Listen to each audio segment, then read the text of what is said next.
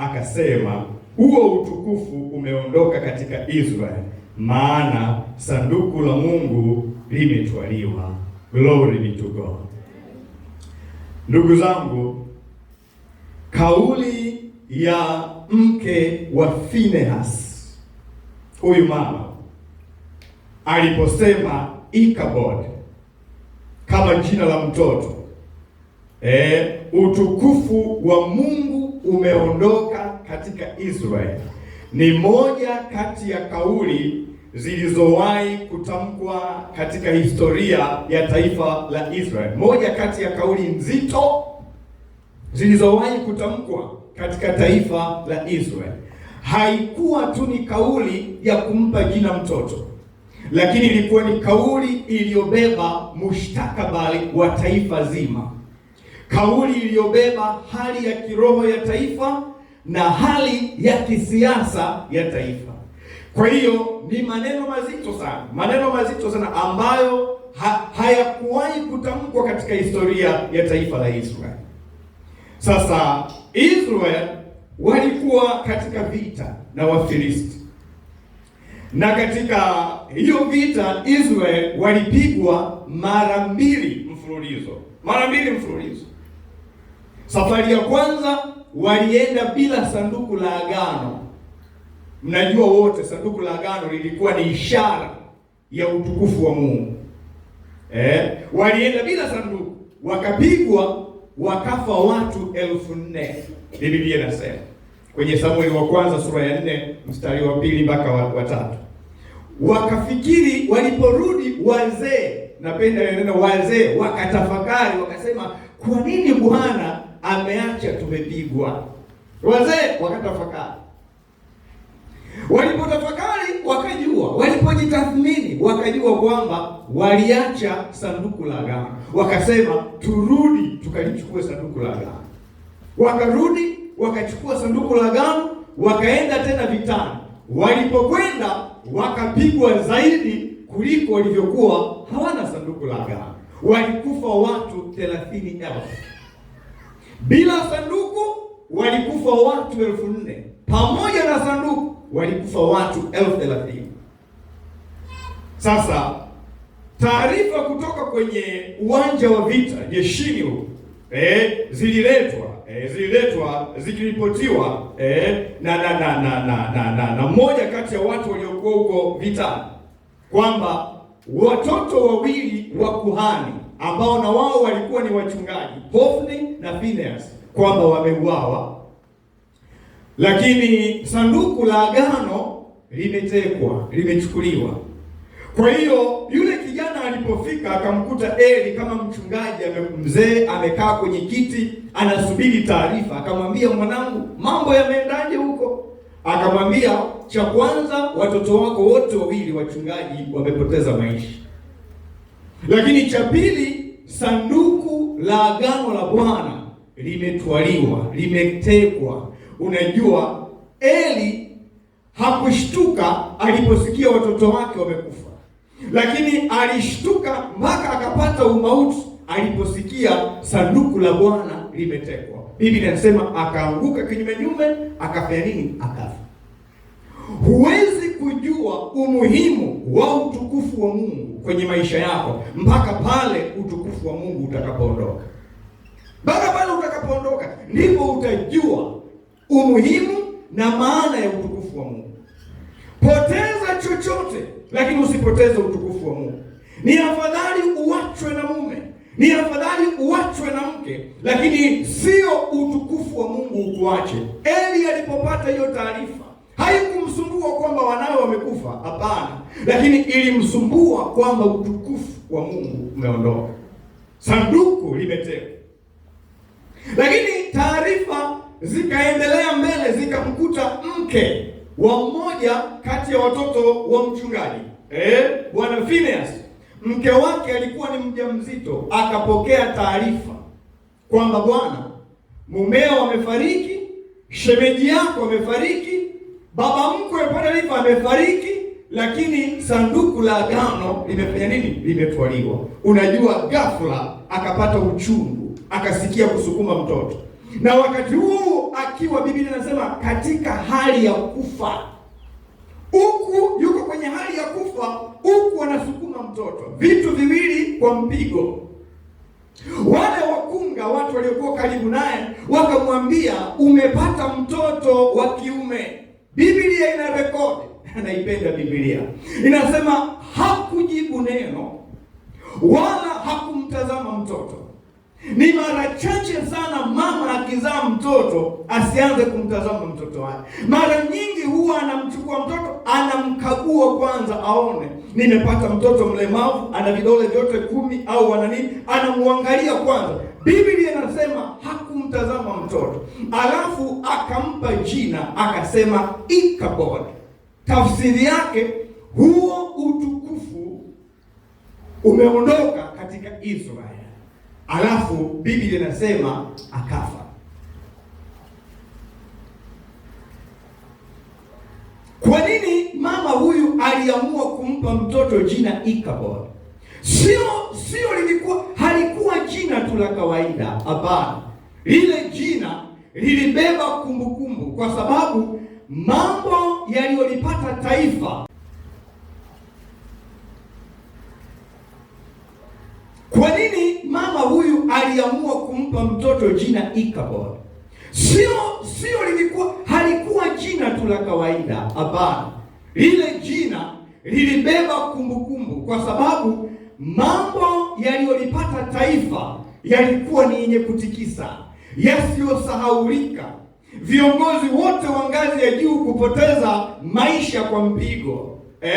Mchungaji mkuu, watoto wake wawili, hivyo. Kwa hiyo na sanduku kuchukuliwa. Kwa hiyo mama anatoa statement ambayo itaweka kumbukumbu kwenye vizazi, nini kilichotokea kwenye taifa la Israeli. Ndio anasema Ikabod, huo utukufu wa Bwana umeondoka katika Israeli,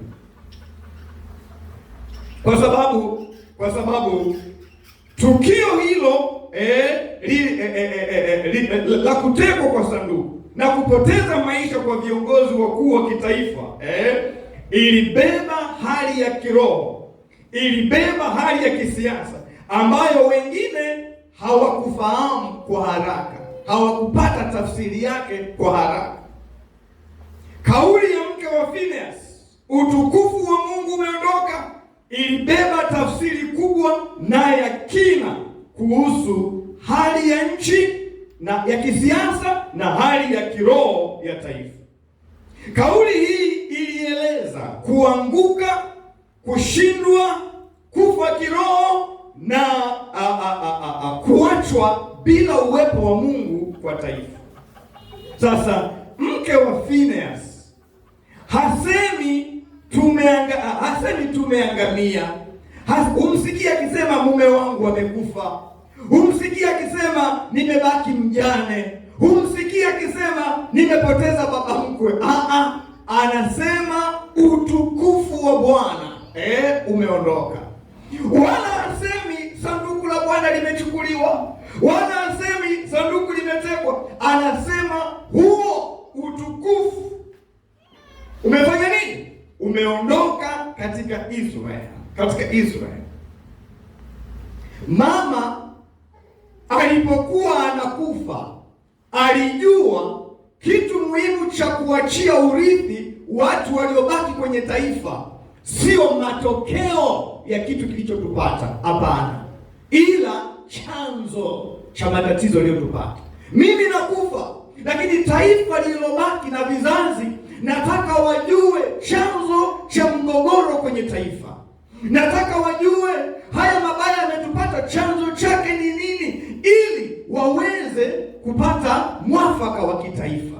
Lakini watu wengi hawakuwa wanajua chanzo. Waliangalia tu, tumepoteza kuhani mkuu, tumepoteza sijui wachungaji wetu, lakini mke wa Phineas hakuwa kiongozi yoyote, hakuwa mwenye mamlaka yoyote kwenye hilo taifa. Alikuwa ni mtu wa kawaida, lakini wakati anakufa akajua kuwaachia watu matokeo haitawasaidia, lakini niwaeleze chanzo. Akawaambia chanzo cha kufa kwa kuhani, kufa tumekufa sijui kwa nini. Taifa letu kukosa umoja na mshikamano, chanzo chake utukufu wa Bwana umeondoka. Glory be to God.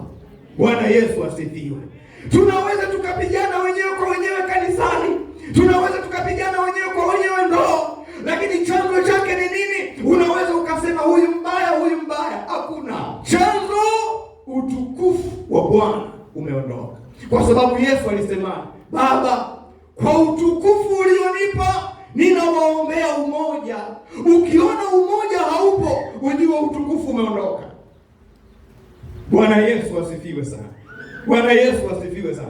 Kwa hiyo mama aliwaachia urithi taifa lake, kwamba msing'ang'anie tu kujua kwamba tumepoteza viongozi, taifa limeharibika, sijui mali zimeangamia. Anasema hayo ni matokeo, hayawezi kuwasaidia. Jueni chanzo kilicholeta matokeo ni nini, na chanzo utukufu wa Bwana umeondoka. Glory be to God. Huwezi ukatatua tatizo kwa kuangalia matokeo. Utatatua tatizo kwa kujua chanzo. Bwana Yesu asifiwe sana. Haleluya, haleluya, haleluya. Changamoto katika taifa lao zilikuwa zimebeba ujumbe wa kina wa kiroho na kisiasa unaoonyesha hali ya taifa lao, makosa ya viongozi wao na hukumu ya Mungu juu ya viongozi, hali ya familia, makosa ya wazazi na hukumu ya Mungu juu ya mambo kama haya. Sasa naingia ndani. Mama alisema utukufu wa Bwana umeondoka. Nini tafsiri ya kauli hii? Kauli hii imebeba mambo gani? Jambo la kwanza, kauli ya mwanamke huyu aliyekuwa anakabiliwa na kifo na kuzaa mtoto ilikuwa ina maana kwamba ni uthibitisho kuwa, kauli hii ilikuwa ni uthibitisho kuwa utukufu wa Mungu ulikuwepo au ni dhahiri. Utukufu wa Mungu sio wa kubahatisha. Anaposema utukufu wa Mungu, utukufu umeondoka Israeli, maana yake anathibitisha kwamba utukufu ulikuwepo. Huwezi kuzungumza kitu kilichoondoka kama hakikuwepo. Kwa hiyo kauli yake inathibitisha kwamba utukufu ulikuwepo na watu walikuwa wanaenjoy, watu walikuwa wanaufurahia. Ndio maana Israeli walikuwa wakibeba sanduku kama ishara ya utukufu wa Mungu. Walikuwa wanashinda vita. Mahali ambapo utukufu wa Mungu ulikuwepo, walikuwa wanaponywa magonjwa. Mahali ambapo utukufu wa Mungu ulikuwepo, walikuwa wanakutana na mahitaji yao. Unaniuliza mchungaji, utukufu wa Mungu ni nini? Utukufu wa Mungu ni uwepo wa Mungu. Utukufu wa Mungu ni ukuu wa Mungu. Utukufu wa Mungu ni uweza wa Mungu aliye hai. Uweza wa Mungu aliye hai. Sasa kauli hii ni ushahidi kuwa utukufu wa Mungu ulikuwepo. Watu waliuzoea utukufu wa Mungu, wengine waliufurahia bila kuutunza, waliufurahia bila kuutunza. Na wakati utukufu ulipoondoka, taifa zima lilipata mshtuko. Utukufu, ndugu zangu, ndio ulikuwa utambulisho wao dhidi ya mataifa mengine. Utukufu wa Mungu ndio unaotutambulisha sisi na kututofautisha sisi na watu wengine. Glory be to God. Utukufu wa Mungu ukiondoka kwako na kwangu, huwezi kushikwa. Yaani hutanitofautisha mimi na mtu wa dunia.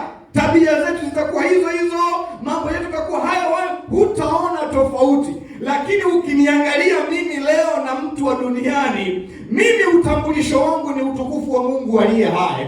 Ukituangalia tabia zetu hazifanani, tunatofautishwa na utukufu wa Mungu. Utukufu wa Mungu ukiondoka kwenye ndoa yako itakuwa ya kawaida tu kama watu wengine. Lakini kinacholeta tofauti ni nini kwenye ndoa yako na ndoa za watu wengine? Ni utukufu wa Mungu. Sasa utukufu wa Mungu, ukisoma Biblia vizuri, unaweza ukapungua au unaweza ukaondoka. Ni afadhali upungue kuliko uondoke. Ukiondoka, ndio maana unaona hawa watu wameshtuka mpaka wakafa. Kwa nini? Walijua umuhimu wa utukufu wa Mungu kwenye maisha yao. Nakwambia, ukiona tunafurahi kwenye ndoa, kwenye kanisa, ukiona tuna umoja, tuna mshikamano, ujue utukufu wa Mungu ndio unaotufanya hivi, tukaishi maisha matakatifu, tukaweza kusameheana, tukaweza kutiana moyo. Swala ni nini? Sio nguvu zetu wanangu, ni utukufu wa Mungu. Kwa hiyo maombi yako na kilio chako, hii ni ajenda yetu ya mwaka mzima, kwamba Baba, uwepo wako kanisani kwetu, Baba, utukufu wako juu ya kila mmoja wetu, manake ndio utakao tutofautisha, ndio utakao tufanya tupendane, ndio utakao tutengenezea moyo wa ibada. Nje ya hapo hakuna. Tutaimba lakini bila utukufu wa Mungu, tutahubiri lakini bila utukufu wa Mungu, tutakuja kusali lakini bila utukufu wa Mungu. Hiyo haiwezekani. Jambo la pili, kauli ya mwanamke huyu inamaanisha nini? Kauli ya mwanamke huyu ilikuwa na maana kwamba, ya pili, Israel hawakudhamini utukufu wa Mungu. Anaposema huo utukufu umeondoka katika Israel, tafsiri yake ni kwamba hawa watu hawakuwa wanathamini utukufu wa Mungu, na kwa sababu hiyo walipoteza uhusiano na Mungu. Mungu akaamua kuondoka. Mungu akiondoka, utukufu wake unabaki, unafanya nini? Kwa sababu ukiangalia sura ya 4 Samueli wa kwanza mstari wa 2 mpaka wa 3, walienda vitani bila sanduku la agano. Manake walienda bila utukufu wa Bwana. Inawezekana vipi? Hiki kilikuwa ni kiburi cha ajabu, kwamba tunaweza kushinda vita kwa nguvu zetu wenyewe, tunaweza kupambana kwa jitihada zetu wenyewe. Kwa hiyo hawakuuthamini, hawakuujali, hawakuutambua utukufu wa Mungu aliye hai. Sikia neno la Bwana. Unaweza ukajivuna sana kwa sababu unafikiri unaweza kutengeneza pesa. Unaweza ukajivuna sana kwa sababu unakula milo yote mitatu. Unaweza ukajivuna sana kwa sababu una nyumba na unavaa. Unaweza ukajivuna kwa sababu una gari. Unaweza ukajivuna kwa sababu una afya, alafu ukadharau utukufu wa Mungu. Usijue kwamba ni utukufu wa Mungu tu unakusaidia. Ukadharau huo utukufu wa Mungu, ukaanza kuishi maisha unayotaka wewe.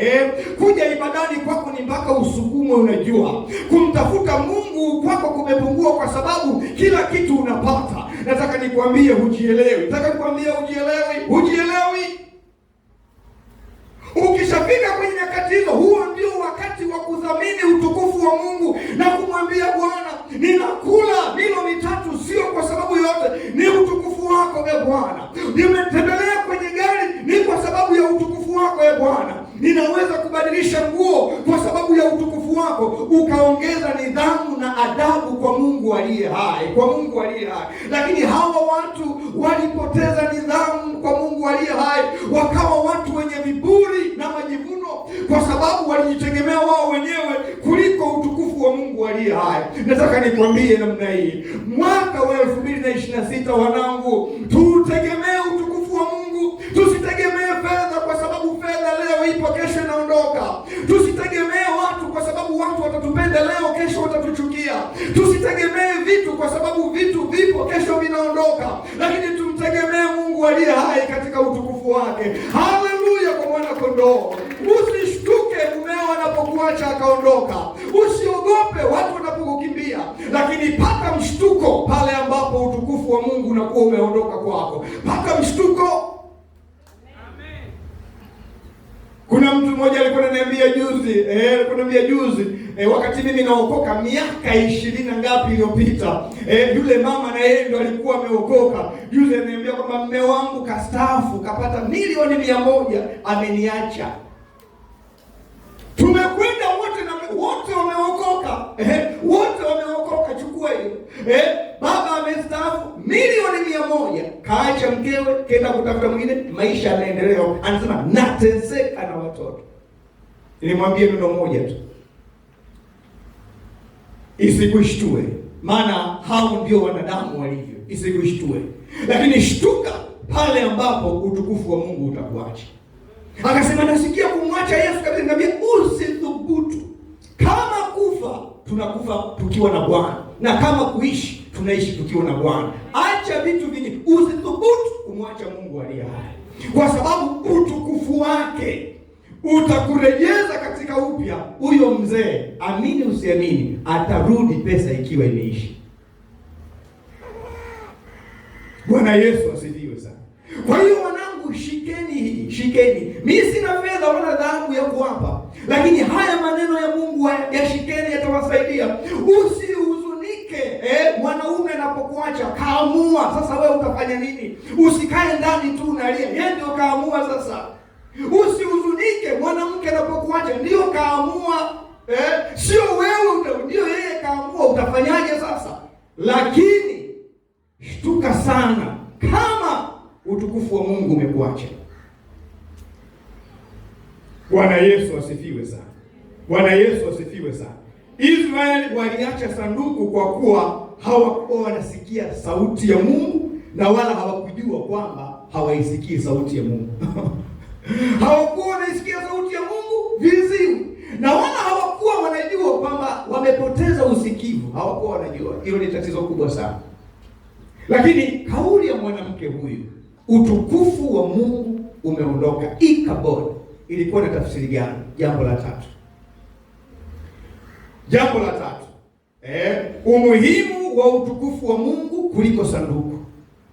Mama alipokuwa anasema utukufu wa Mungu umeondoka, alikuwa anataka tujue kwamba utukufu wa Mungu ni